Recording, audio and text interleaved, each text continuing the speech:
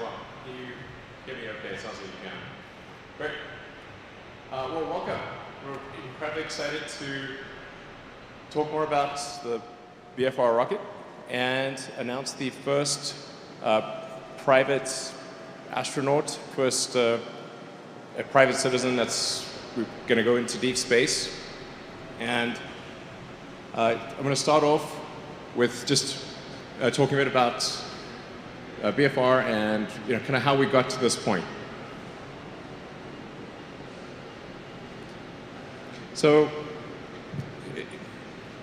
the purpose of SpaceX, the reason for creating SpaceX was to accelerate the advent of humanity becoming a spacefaring civilization, to help advance rocket technology to the point where we could potentially become a multi-planet species and a true spacefaring civilization. So as we consider sort of the fossil record, the history of civilization, it's important to bear in mind, like, there could be some natural event or some man-made event that ends civilization as we know it, or in life as we know it. And so it's important that we try to become a multi-planet civilization, extend life beyond Earth, and to do so as quickly as we can. That window of opportunity may be open for a long time, or it may be open for a short time, but we should not assume that it is open for a long time. We should take action and become a multi-planet civilization as soon as possible. And that's kind of like the defensive reason. I do want to emphasize it's multi-planetary, not single planet, but somewhere else. We want to become a multi-planet civilization, have life on Mars, Moon, maybe Venus, the moons of Jupiter, throughout the solar system, and then ultimately extend life beyond the solar system to other star systems. And I think that's the future that's incredibly exciting. I think that's the future that we want. And there's so many things that make people sad or depressed about the future, but I think becoming a spacefaring civilization is one of those things that makes you excited about the future, makes you excited to get up in the morning. Like, this is something that you can look forward to, that makes you glad to be a human being. I hope that people will see it that way. That is the intent of BFR, is to make people excited about the future.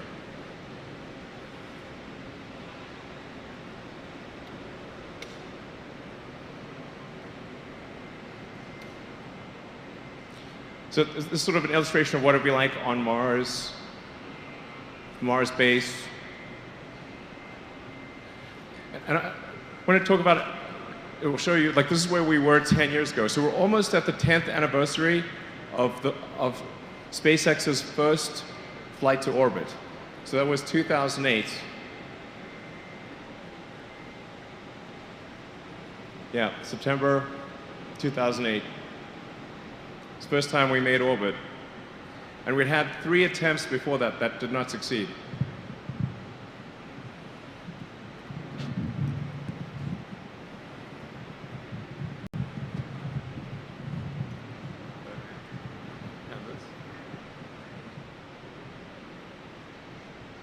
It's hot in here.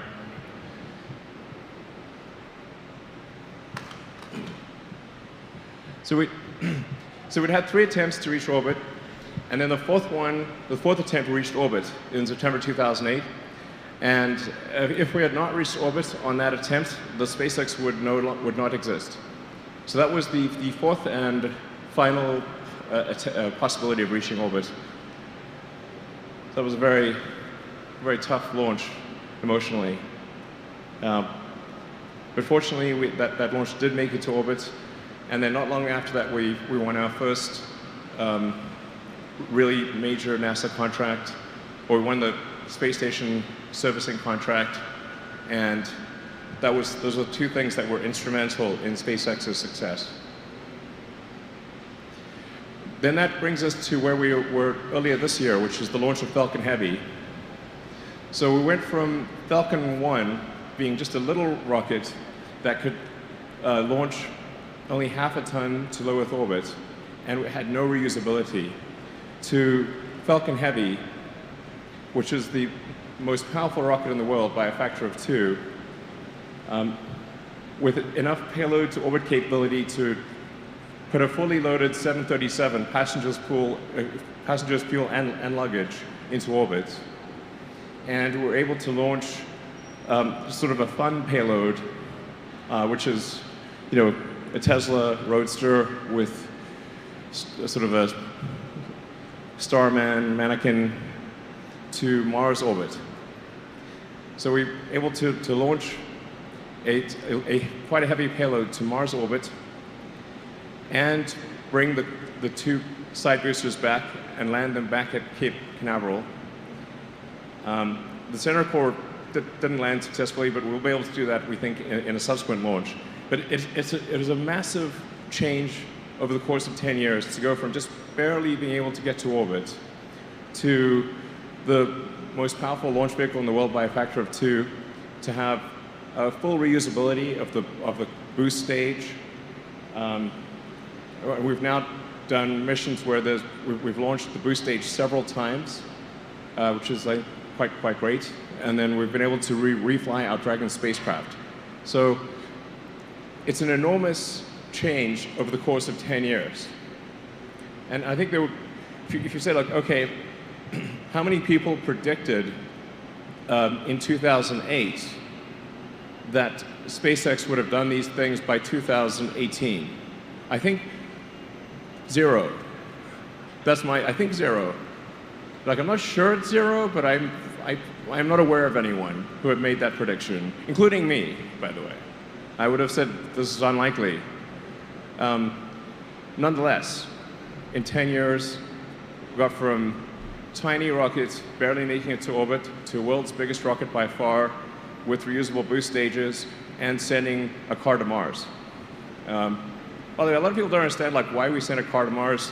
Obviously, that's a bit confusing. Why would you send a car to Mars? That's bizarre. But the real reason was we wanted to just have something that was fun and that people could identify with. And normally when a company creates a new rocket, they just launch a slab of concrete or something. And I was like, well, that's pretty boring. So we wanted something that was fun and that felt like you could maybe be there. And that was the reasoning behind the car and the astronaut in the car. That was a tribute to David Bowie and the Hitchhiker's Guide to the Galaxy and a few other things. And there's also the Asimov Foundation series etched in glass in the glove compartment. So that's, in fact, Asimov's Foundation series is a key inspiration for SpaceX.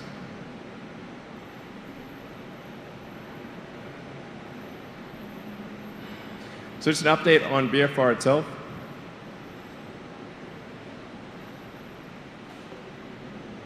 So the design, the production design of BFR is different in some important ways from what I presented about a year ago. Overall, it is 118 meters long. The payload is still similar. It's about 100 metric tons. That's 100 metric tons to, well, actually technically 100 metric tons to all the way to Mars because of orbital refueling or orbital retanking. So BFR is designed to be able to take 100 tons all the way to the surface of Mars, or to any, well, surface of Mars, maybe Ceres, but if you have a propellant depot on Mars, you're able to get from Mars to the asteroid belt to the moons of Jupiter, and kind of like planet and moon hop all the way to the outer solar system. So BFR is really intended as an interplanetary transport system that's capable of getting from Earth to anywhere in the solar system as you establish propellant depots along the way.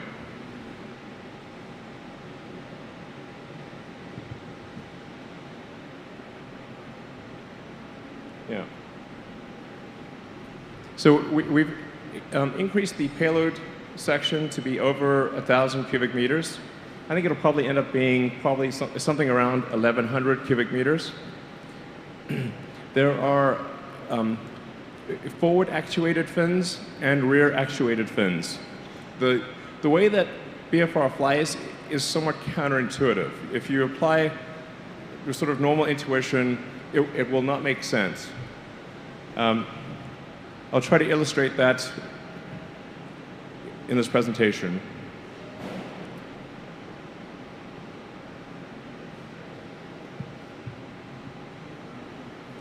So there's the two forward actuated flaps, and then there are two rear actuated wings or fins or flaps, depending on what. They're not exactly comparable to anything else out there. But you kind of want four control surfaces to be able to control the vehicle through a wide range of atmospheric densities and velocities. So the way it operates is kind of more like a skydiver than an aircraft.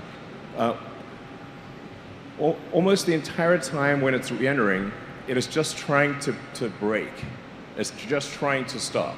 So it's doing everything it can to shed velocity while distributing that force over the most amount of surface area possible. So the two of the three rear fins actuate. They're like giant wings. It actually requires an enormous amount of force to move those wings. It's sort of in the meganewton class of force. The third fin or wing-like structure is actually does not actuate, and it is not a vertical stabilizer as it may appear. It is actually just a leg. So during the high velocity portion of entry, it's in the lee of the wind, and it really doesn't have any aerodynamic purpose, and it's really just a leg. It looks the same as the other ones for purposes of symmetry. So this is a true physics simulation of BFR re-entering.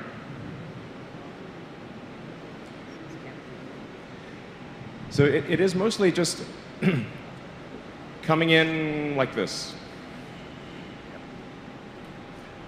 At a very high angle of attack. In fact, one of the things that for the general public is a tricky thing to understand is that orbit means you're zooming around the Earth at a very high speed. It's counterintuitive where people think perhaps once you get to a certain altitude, gravity turns off. This is not the case. In order to go up and stay up, you have to move around the Earth at approximately 25 times the speed of sound. So in fact, the space station is circling the Earth every 90 minutes. This is a very important concept to understand, that orbit is entirely about your speed horizontal to the ground or parallel to the ground.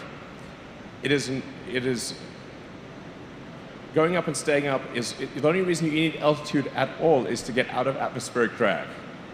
So if Earth didn't have an atmosphere, you could orbit 1 meter or like 3.28 feet above the ground, no problem. Well, it'd be a little dodgy, but it's technically possible. So yeah, if you looked at that simulation, it might be worth playing that again, actually.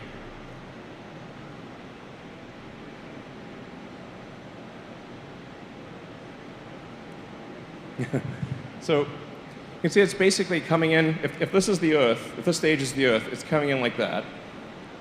And it's just using its entire body to brake. And it sort of goes like that and slows down, and then it falls like a skydiver. And then it rights itself, fires the engine, and lands on the fins. I mean, this will look really epic in person. Like, it looks like guaranteed to be exciting.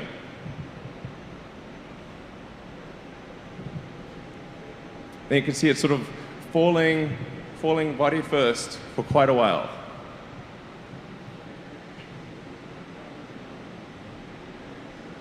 And it's really quite gentle. You're just sort of falling at terminal velocity for quite a long time. Very gentle fall, just sort of like floating down. And then it rights itself at the end, fires the engines and lands. It's very counterintuitive. It's not like anything that people are familiar with. It's not like an airplane. Or, yeah.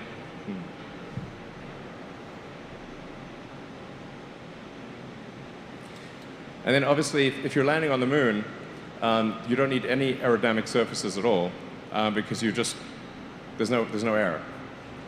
You just need thrusters.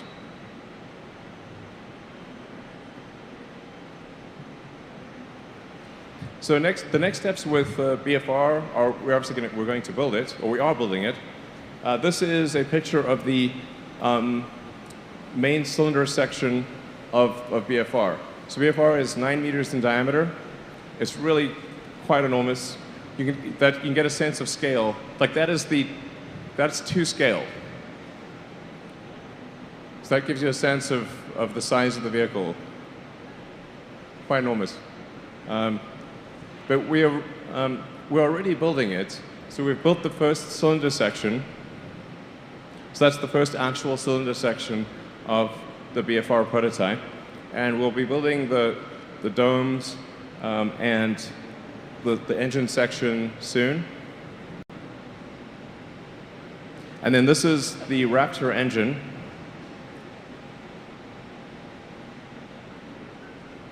So this is the Raptor engine that will power BFR, both the ship and the booster. It's the same engine.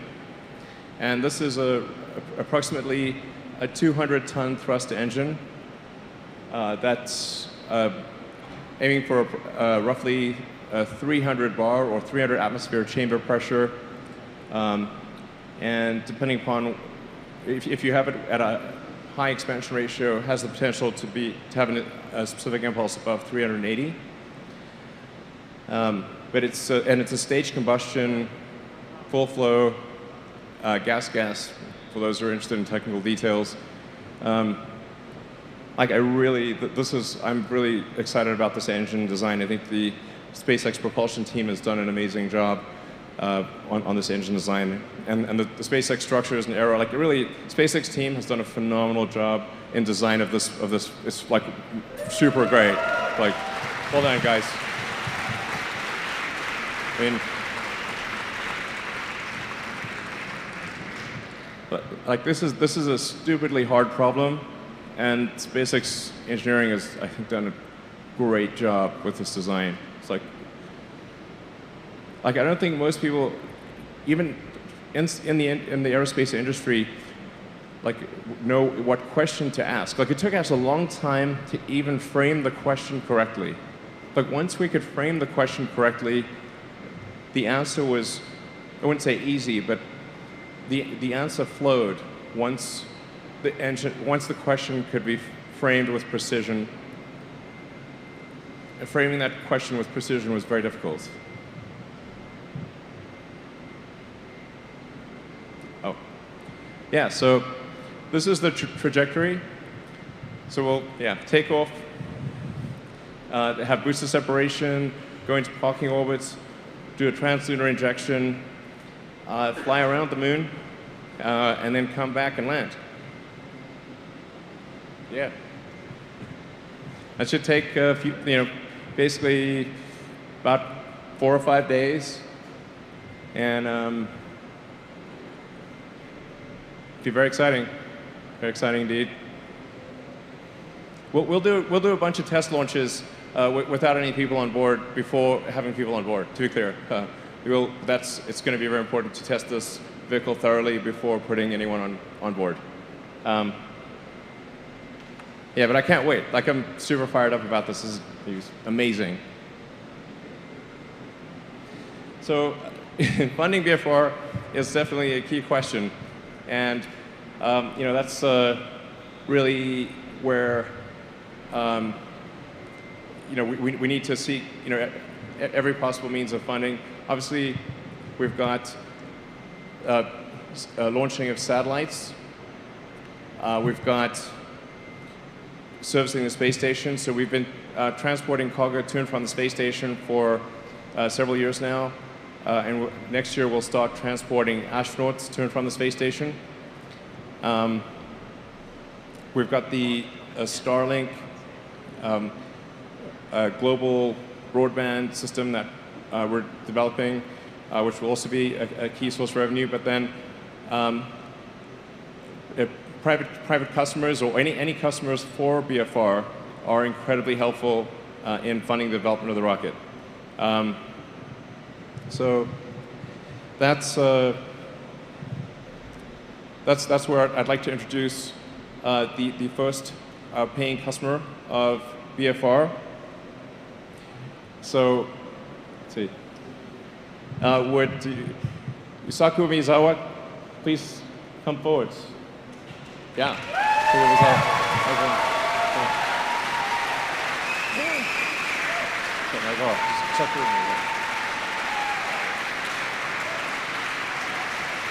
Okay.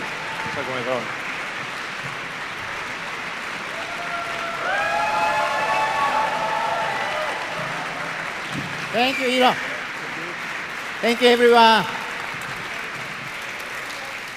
Wow.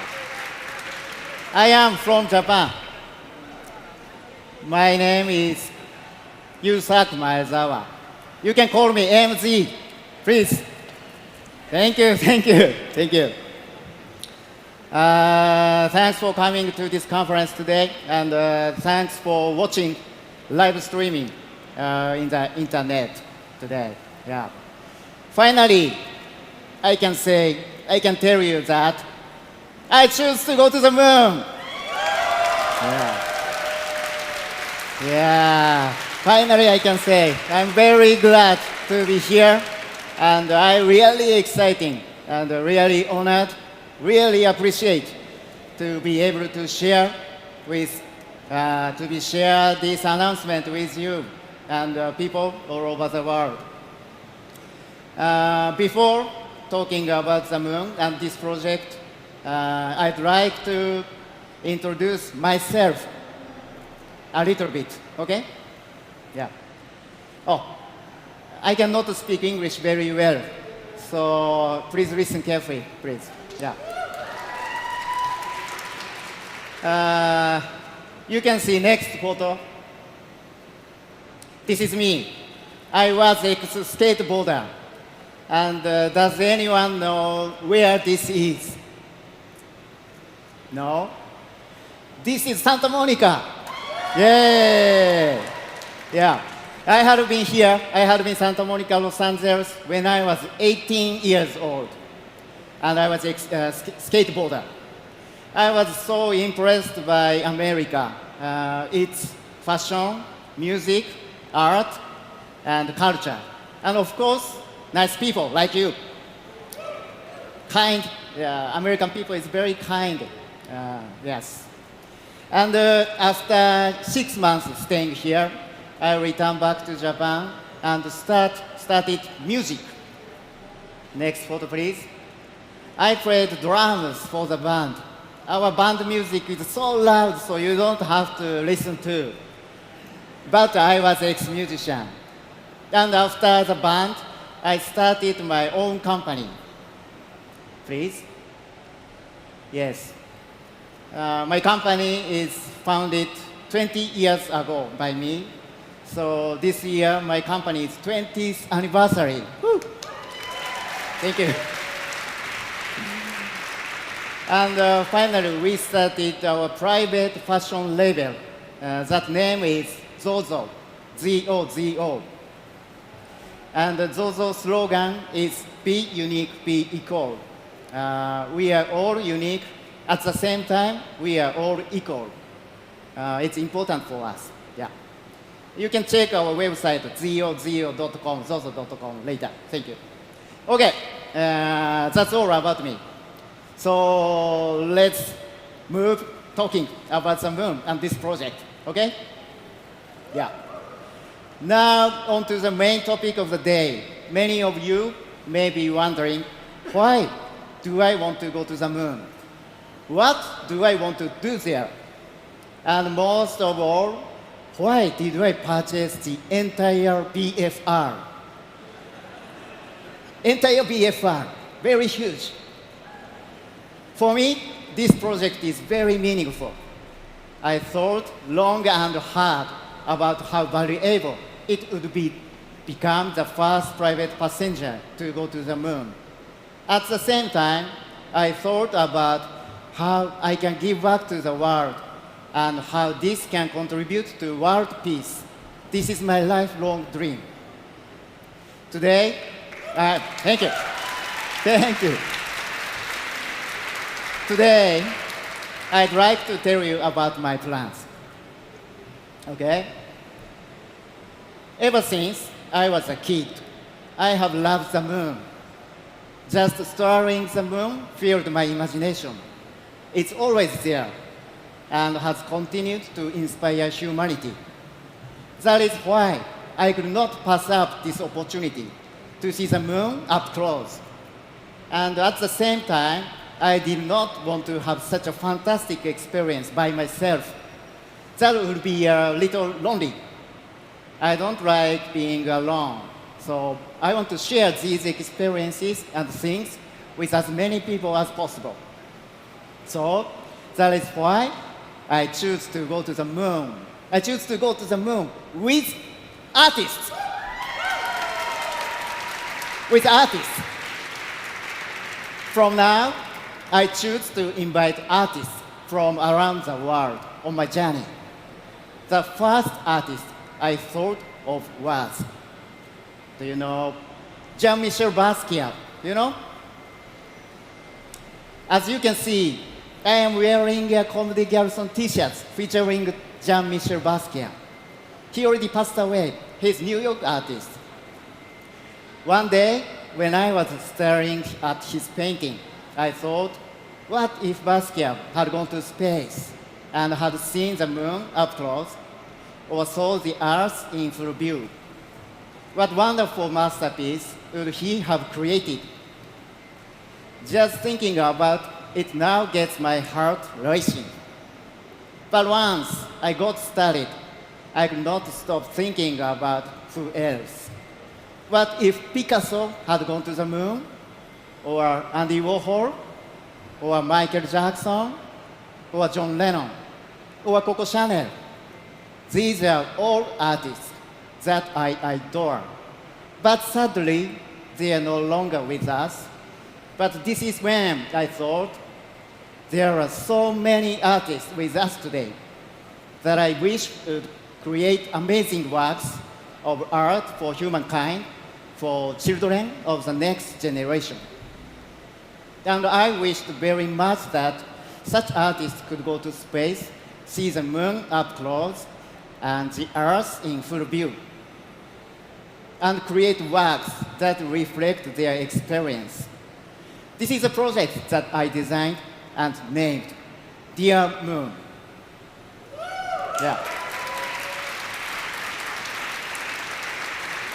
I'd like to introduce details about Dear Moon. In 2023, as the host, I'd like to invite 6 to 8 artists from around the world to join me on this mission to the moon. These artists will be asked to create something after they return to Earth. And these masterpieces will inspire the dreamer within all of us. Needless to say, we have always been inspired by the moon. Take, for example, Beethoven's Moonlight Sonata, or Van Gogh's The Starry Night, and the Beatles' Mr. Moonlight. These are countless number of works that have been inspired the moon all around the world. Through the ages, the moon has filled our imagination. And with utmost love and respect for the moon, our planet's constant partner, I named this project Dear Moon.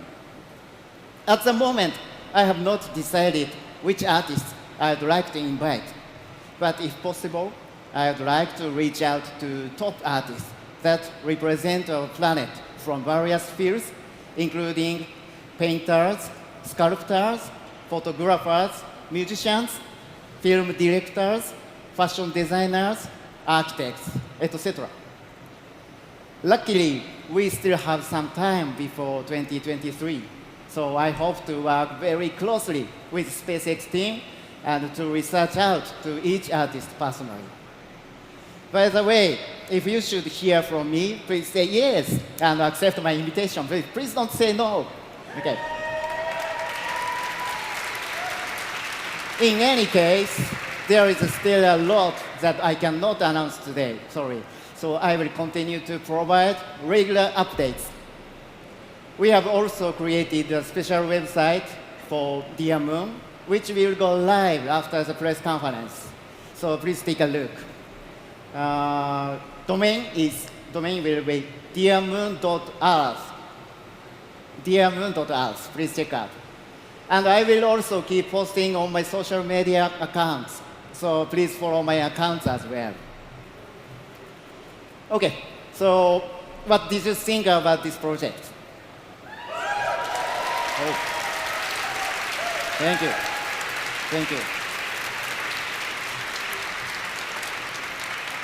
I was so nervous because my English is poor, but I am glad I got through it. Thank you.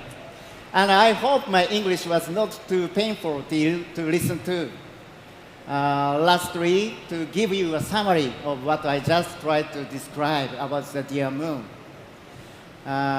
You can see the video from now, please.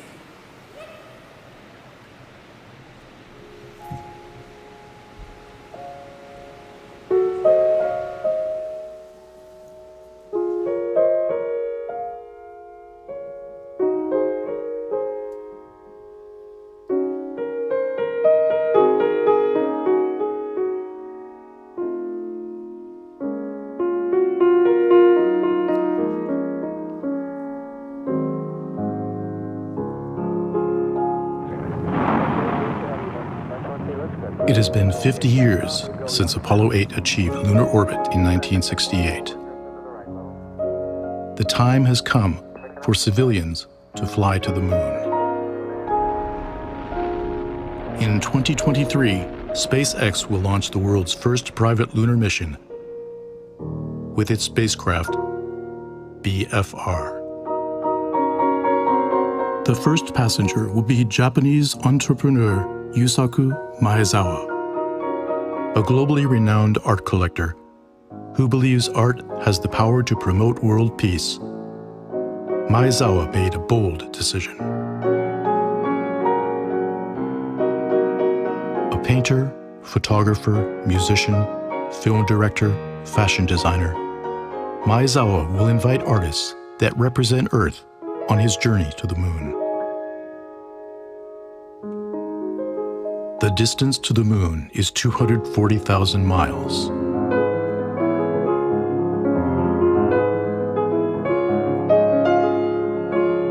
The crew will spend a week in space. What will they feel when they see the moon? When they see Earth in full view? And what will they create? Their works will certainly become a legacy for humankind.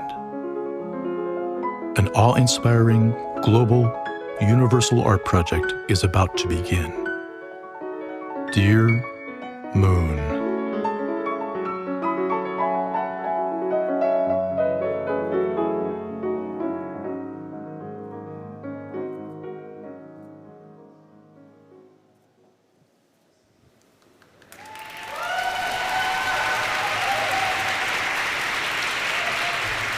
Thank you very much. And thank you, Elon, and the SpaceX team for making today possible. I'm very excited. Thank you very much. That's all. Thank you.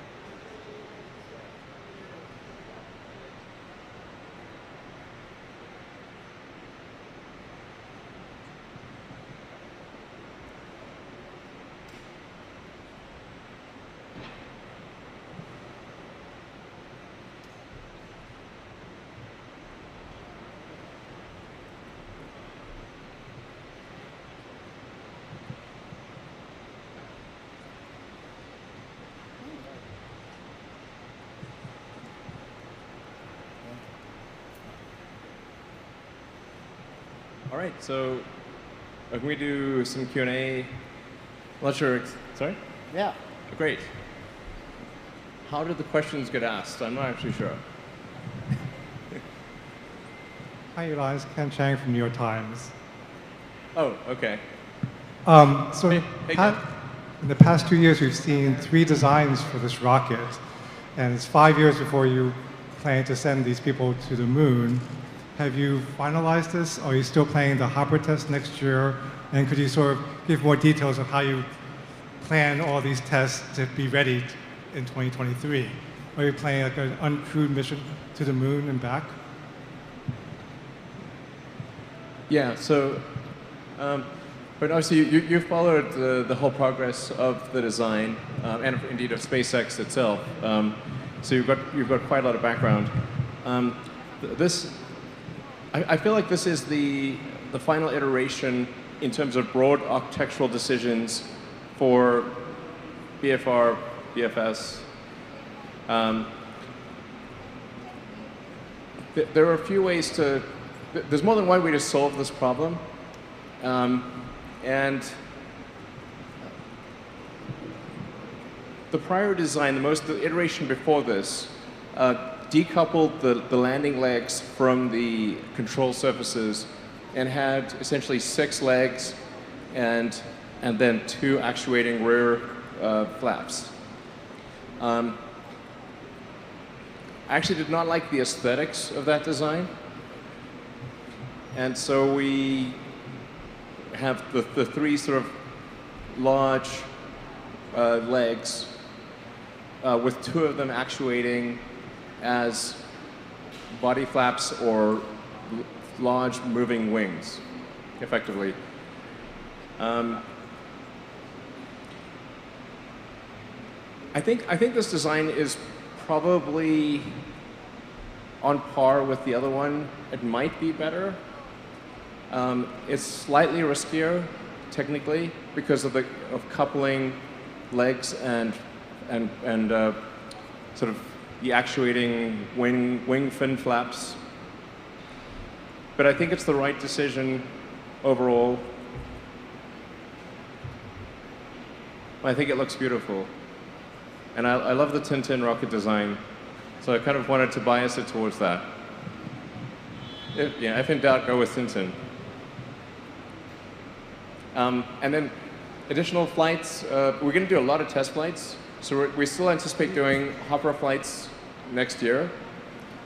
And then, depending upon how well those go, we'll do high altitude, high velocity flights with the ship in 2020. And also start doing tests of the booster. And if things go well, we could be doing the first orbital flights in about 2 to 3 years. And then we'll do many such test flights and before putting any people on board. I'm not sure if we will actually test a flight around the moon or not, but probably we will try to do that without people before sending people. That would be wise. Yeah.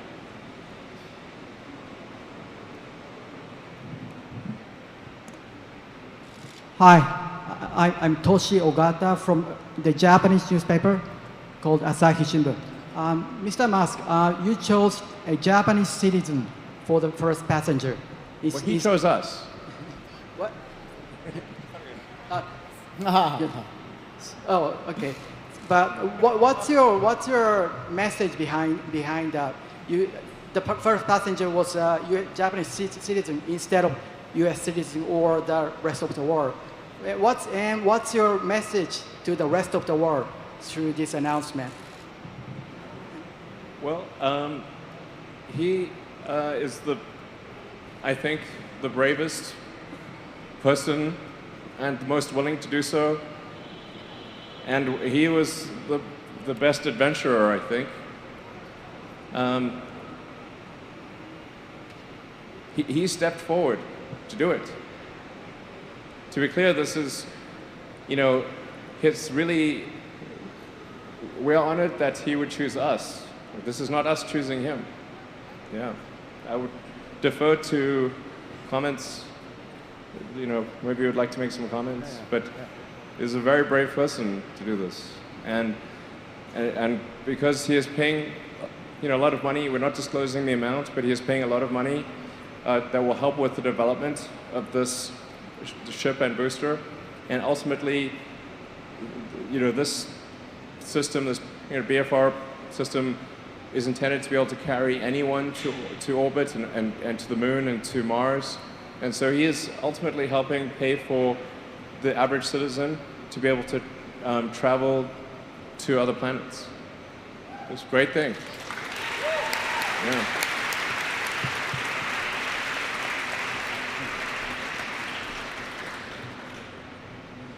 You know, I hope this is really seen as a very positive thing and something that people are excited about.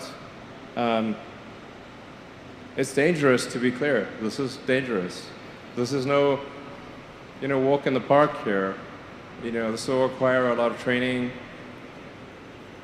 and it's not again. It's like, you know, when you're pushing the frontier, it's not a sure thing. You know, it's not like just taking an air flight somewhere. There's some chance that something could go wrong. You know, we'll do everything we can to minimize that. But whenever it's the first flight of something on a new technology, and we're talking about deep space, you have to be a very brave person to do that. This is no small matter.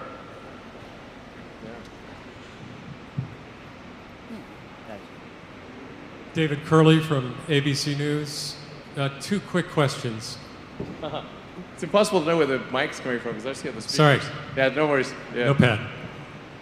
Falcon Heavy and the two deposits, the two passengers who were going to go, what happened to them? And bigger picture, what did you think when he came to you and said, I want to do an all-civilian global art project and buy an entire flight to the moon? Well, it's the same person, but with Falcon Heavy and Dragon, that we would have had essentially, especially for a trip around the moon, only room for 2 people, because it's meant for sort of 4 to 7 for low Earth orbit on Dragon. But it's like about the size of, you know, an SUV inside there. Like if you have a 5-day journey in an SUV, you don't want to be jam-packed. So that's why there was sort of only kind of 2. Now, BFR has got room for 100. And we said, well, maybe it's wise on this to have about a dozen people or thereabouts on the first trip into deep space. You know, he's very graciously offered to provide those seats to artists and cultural influences and like basically, you know, key influences in society and we better get that flight right. We're gonna definitely be doing everything we possibly can to make sure that is a good flight. But instead of 2, you can have a dozen, and you know, probably not wise to have 100 on this flight. But we'll leave a lot of extra room for, you know, extra fuel and oxygen, you know, sort of food and water, spare parts. Just sort of kind of just in case, yeah, if something goes wrong, like you have as much opportunity as possible for a recovery. I mean, this is a dangerous mission. It's definitely dangerous. Yep. Danger. Yeah.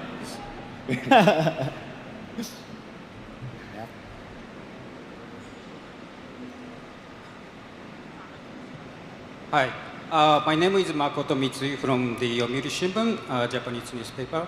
I have 2 quick questions. One goes to Mr. Maezawa and one goes to Mr. Elon. To Maezawa-san, how much did you pay for the moon travel, or how much do you plan to pay for the moon travel? And another question to the Elon. So what kind of SpaceX specific characteristics or company culture do you think has contributed to SpaceX becoming the leading company in the United States to come up with innovations such as BRF? Thank you.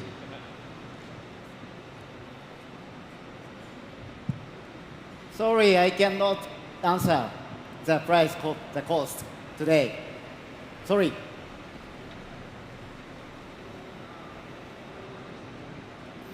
It's going to be free for the artists. So that's cool. I think it's a really good gesture. Yeah. It's good of you to do that. As far as I think what attracts a lot of the best talent in the world, so the best engineers in the world, to SpaceX is the nature of the mission, which is we want to advance space technology to make humanity a multi-planet species, and I think that the very best engineers in the world, it's not just about a job or making a salary or whatever. It's like, how was the time spent? Did it matter? What was the significance of the project? This is very important, I think, to the best engineers, because the best engineers, they can work anywhere. And I think the fact that this is a mission and it's a lot of hard work, but we're trying to go about it in the right way. I think this is a key reason why some of the best people in the world come to work at SpaceX, and that's how we're able to make progress.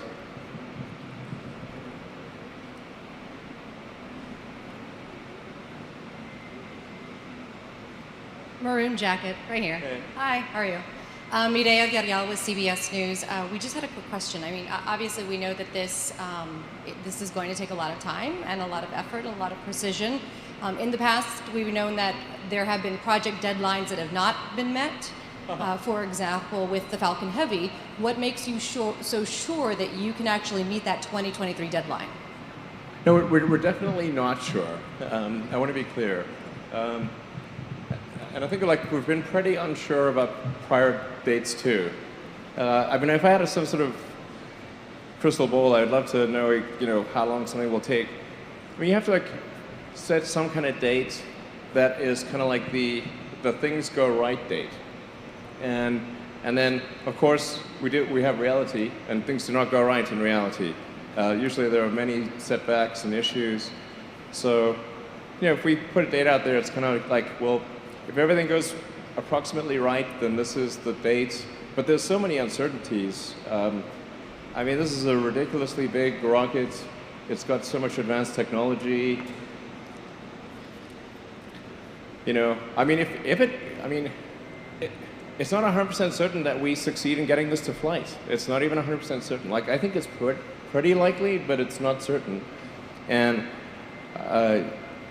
yeah, but we're going to do everything humanly possible to bring it to flight as fast as we can, and as safely as we can.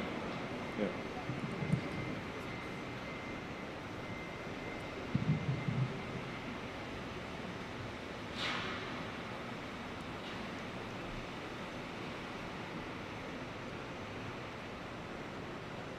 Hi, Stephen Clark from Spaceflight Now.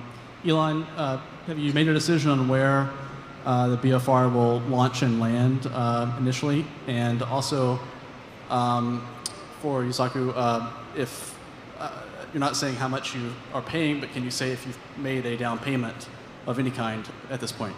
Thank you.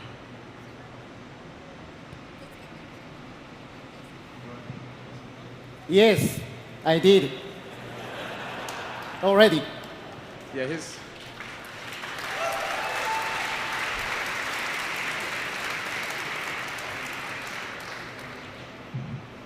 here's the real deal.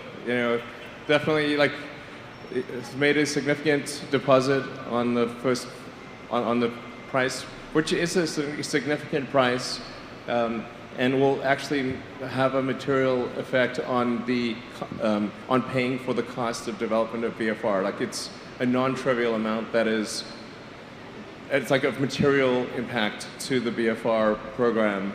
So it really, actually, it makes a difference. This is, yeah. He puts his money where his mouth is. It's legit, so.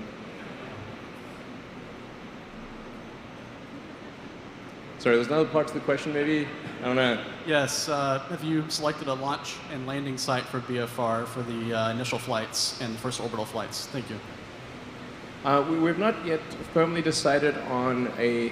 I should say for the short hops, we will be doing it out of our Texas site. So we have a site that is on the south coast of Texas, near Brownsville, and that's where we will be doing the initial hops of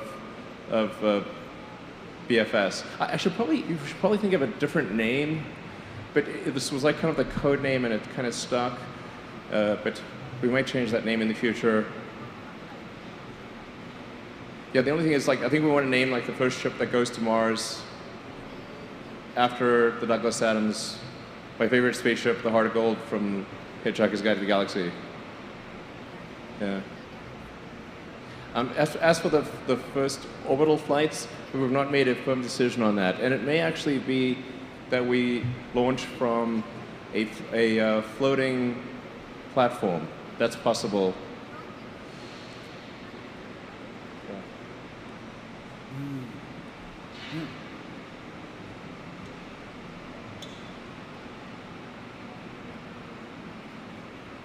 Hi, thanks for doing this. You've shown us the outside of the spacecraft. Can you talk about the work that you've done so far and what the plan is for stuff that goes in it? Life support, interior, all the safety stuff you're going to need. And speaking of safety, you mentioned this is a very dangerous mission. Can you talk a little bit more about that? Like, is there any quantification you can provide to us? Any sort of testing you're doing to the carbon fiber body, things like that, to ensure that this can be as safe as possible? Thanks. For the interior, we've just have some sort of concepts in terms of what it would be like, and depending upon what type of mission, you'd have a different configuration. So if you were going to Mars, for example, that's at least kind of a 3-month journey, maybe upwards of a 6 or 7 month journey. So if you're going to be in something for 3 to 6 months, you want to have like a cabin, and then have like a common area for recreation, and some sort of meeting rooms, or, like, because you'll be in this thing for months. Now, if you're going, say, to the moon or around the moon, you kind of have a several day journey. So probably still want cabins. Yeah. Common area. I think you want to have like a lot of like what is the most fun that you can have in 0G? That for sure is a key thing. Fun is underrated. It's like 3 more of that. So, well, like, what is the most enjoyable thing we can possibly do? We'll do that, I think. And then safety-wise, this will be built upon our work with the NASA Crew Dragon design. We're going to put more engineering effort into having a fully recyclable system for BFR, because if you have a very long journey, it makes sense to have like a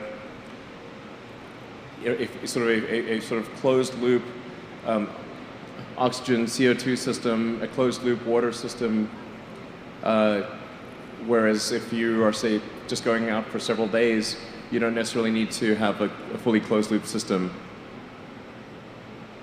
So there's like a fair bit of engineering that's needed for the Mars journey, but I think probably we can mostly leverage the work we've done for the NASA Crew mission to the space station for the lunar journeys.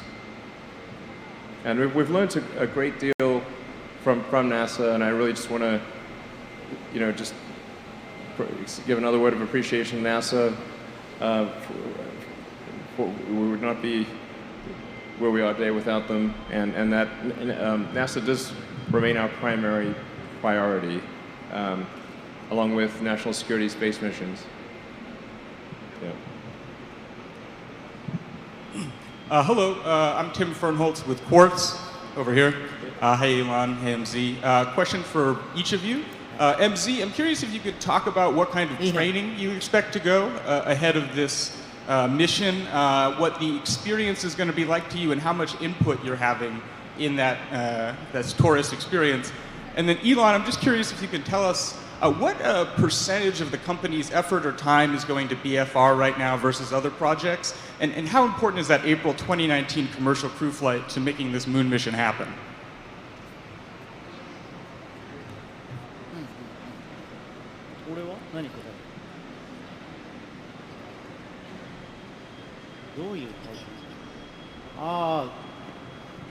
Can I answer in Japanese? Yeah. まあこれから全部決めますと。まだ何も決まってません。で、トレーニングもどんなことするかもまだ分かりません。So nothing's written in stone. So we are going to start discussions and decide here on forward. And we haven't really discussed what type of training we'll be doing as either. All right. Let's see. In terms of SpaceX resources, this is still quite a small portion of SpaceX resources. Certainly less than 5% of SpaceX. Less than 5% of SpaceX resources are currently spent on BFR. Now that will change quite significantly in the years to come.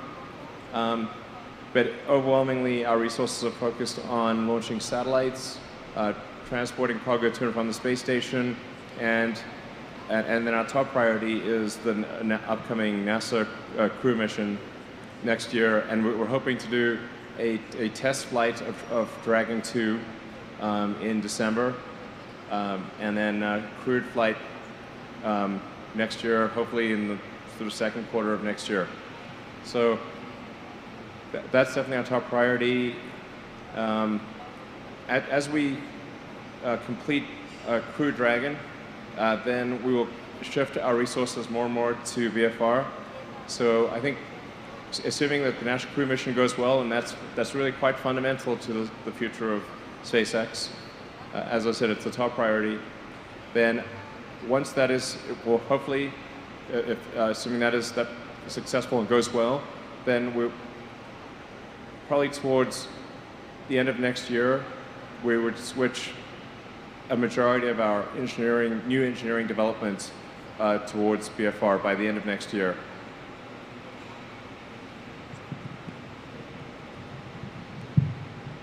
Hi, this is Liz Lopato with The Verge. I have two questions. I have one for the passenger and one about the rocket. My first question is, what do you look forward to most while you're in space? What do you most want to do while you're going around the moon? And the second is, how much money is it going to take to develop the BFR to make this trip?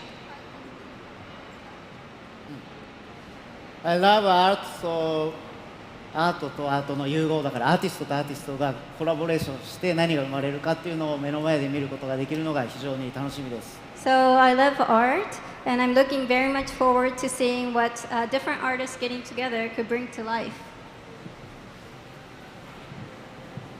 It's actually hard to say what the development cost is of the BFR system. I think it's roughly $5 billion. You know, it's difficult to say what it would end up being, but that's, if I were to guess, it would be something like $5 billion, which would be really quite a small amount for a project of this nature. Like $5 billion is obviously a very large amount of money, but small for a project of this nature. Yeah. Last question to the LA Times. Hi, Samantha Masanaga, LA Times. One question for Elon. You mentioned the various revenue streams that you're planning to use to pay for BFR development. What's your estimate of the development costs for BFR? Sorry, just the question. Oh, what's your estimate of development costs for BFR? Oh, that's what I was talking about. Is for this BFR system, I think it's probably on the order of $5 billion. Something like that. I don't think it's more than 10, and I don't think it's like less than 2.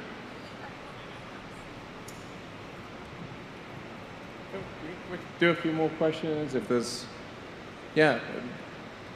I want to make sure if you made your way out here and you feel like there's an important question that we haven't, we definitely try to do our best to answer it. Elon. And by the way, thanks guys for coming out here. It's good to see you. Yeah.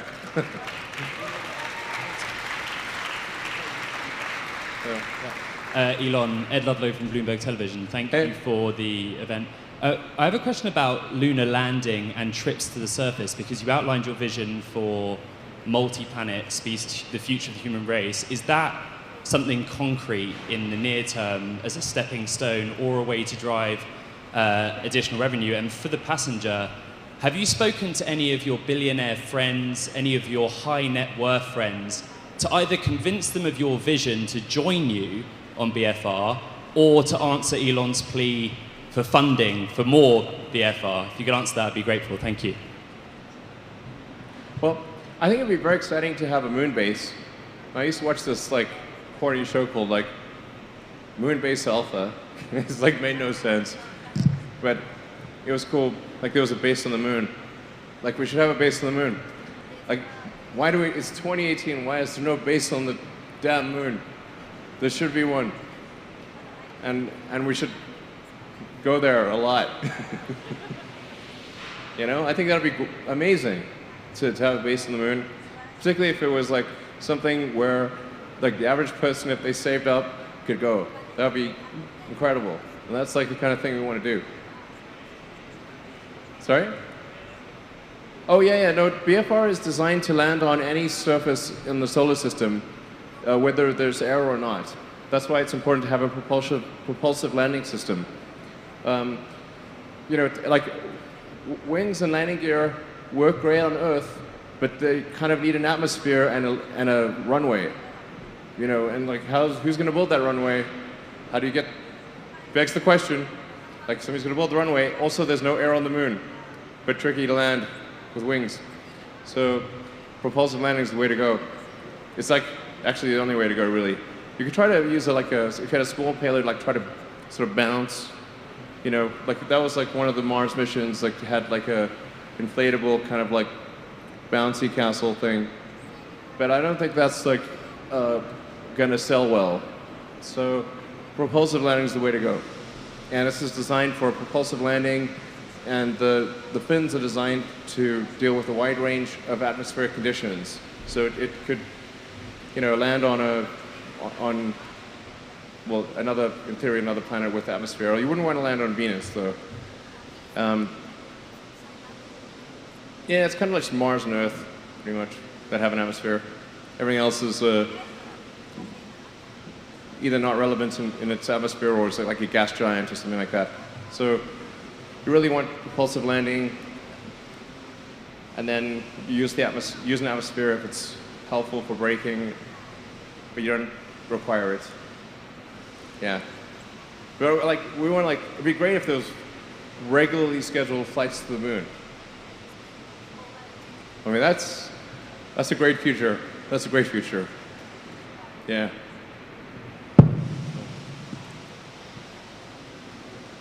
Thank you, Elon. Eric Johnson with Reuters News. Let's say you hit your 2023 goal, and you just talked about, regular lunar trips. Can you talk about what your goal is for an annual ramp up of how many trips you'd like to see? That's question one.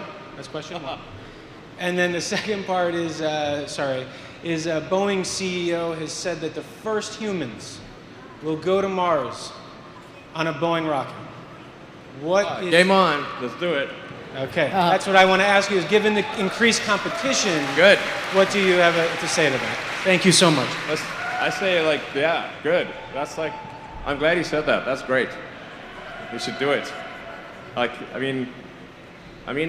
Competition's a good thing. It's races are interesting. I say I'm glad. I hope Boeing really goes hardcore for moon and Mars missions. Yeah, that'd be really great. As far as the ramp up, it's as fast as we can make it go, we'll make it go. We're pedal to the metal. We just need to make sure we have our priorities right. And our priority is, the NASA, crewed mission, our satellite customers. Those are our current priorities. And once we are confident that that is taken care of, then we will ramp up BFR big time, get the Starlink system active. Hopefully that does the trick. And it'd be great if Boeing, like this, really good at making airplanes. So maybe they can be really good at making rockets too. That's great.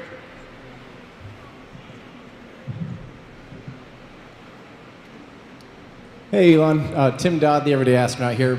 I see that you changed the engine configuration for the BFS. Can you talk a little bit about, is there still engine out capability? Is it vacuum optimized but still landable on sea level? Can they function as an abort system? Can you just kind of tell us about your new decision making on that? Oh yeah, actually you noticed that, that's a good thing to notice. Good eye. So in order to minimize the development risk and cost, we decided to commonize the engine between the booster and the ship. So like a future upgrade path for BFS would be to have a vacuum optimized nozzle. So these are sort of, these nozzles are kind of a, kind of a sea level nozzle, size nozzle, so that they're able to operate well at sea level because they're essentially the booster size nozzle. Like where you see that sort of cargo around the perimeter, you can actually switch out those cargo sections for a vacuum nozzle version of Raptor. So, and it can go all the way to, the vacuum nozzle can go all the way to the perimeter of all the way to basically the skin of the vehicle.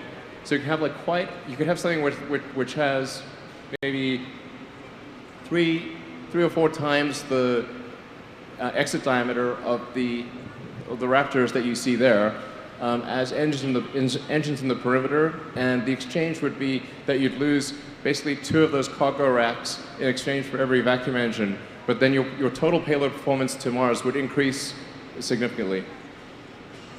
But we can do the 100 tons to the surface of Mars with those engines. But it would definitely, I think, like version 2 would have the vacuum engines most likely in place of those cargo racks. Yeah, but having those the engines in that configuration, with 7 engines means it's definitely capable of engine out at any time, and including 2 engine out in almost all circumstances. So you could lose 2 engines and still be totally safe. In fact, in some cases you could lose up to 4 engines and still be totally fine. So it only needs 3 engines for landing. 3 out of 7. Yeah.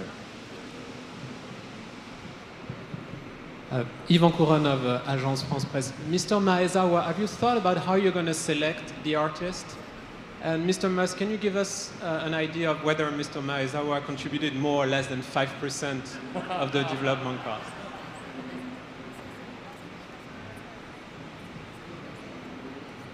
そういうこ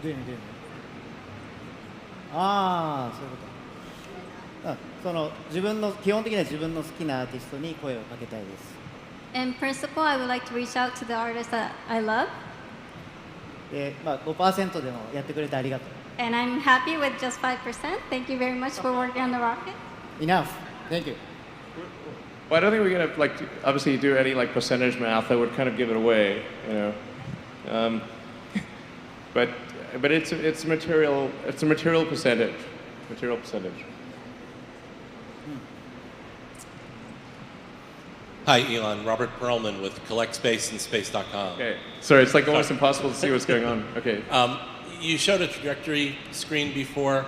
For this flight, can you talk a little bit about the profile, maximum G that the passengers will experience? How long will they be at the moon, and how close will they be above the surface? Well, it's important to bear in mind we can actually adjust the maximum Gs in exchange for a reduction in payload. So this is a mission we could probably do in the ascent phase, keeping it under a 3G ascent. Although, normally you'd probably want to go to 5Gs, but under 3Gs, maybe even like 2.5, because we'd have a lot of extra payload. And then this mission would be a loop around the moon. The exact mission profile has not been decided, but I think it would be pretty exciting to kind of like skim the surface, go real close, and then zoom out far, and then come back around. So in the diagram, it looks kind of symmetric, but I think you'd probably want to go real close, and then go zooming past the moon, go far out, kind of get about as far from Earth as you can get within reason. So like even the moon's relatively small, and you come zipping back in, and then if we do we could do sort of like an initial atmospheric. There are like two ways to do it. You could either come straight in, which would be a relatively high G situation. That might be like maybe a 6G entry or something like that.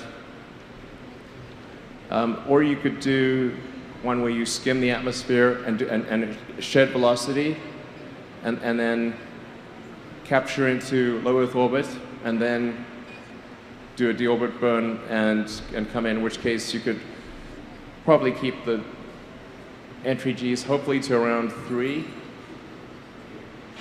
This is sort of pretty off the cuff here, but those are kind of, I think, close-ish numbers.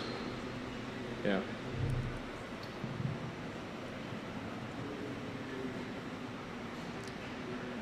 This is the last question. Michael Sheets with CNBC. Elon, you're standing next to the first real person who's putting money behind a project of putting people into space. What does that make you think about going into space yourself, and when do you think that's going to happen? You mean like me personally? Oh, well, I think first of all, like I would say, I think this is like done a lot to restore my faith in humanity, that somebody's willing to do this. Like, take their money and like help fund this new project that's risky, might not succeed, it's dangerous. It's like donating seats, like these are great things. It's like, I tell you, it's done a lot to restore my faith in humanity. And as far as me going, I'm not sure. He did suggest like maybe that I would join on this trip. I don't know. Yeah. All right, Please, yeah. maybe we'll both be on it. Yeah. All right, thanks everyone for coming. It's very exciting. It's guaranteed to be a really exciting journey, and we'll keep you posted along the way. Yeah, I hope you're fired up. I'm super fired up. This is going to be great. Thank you.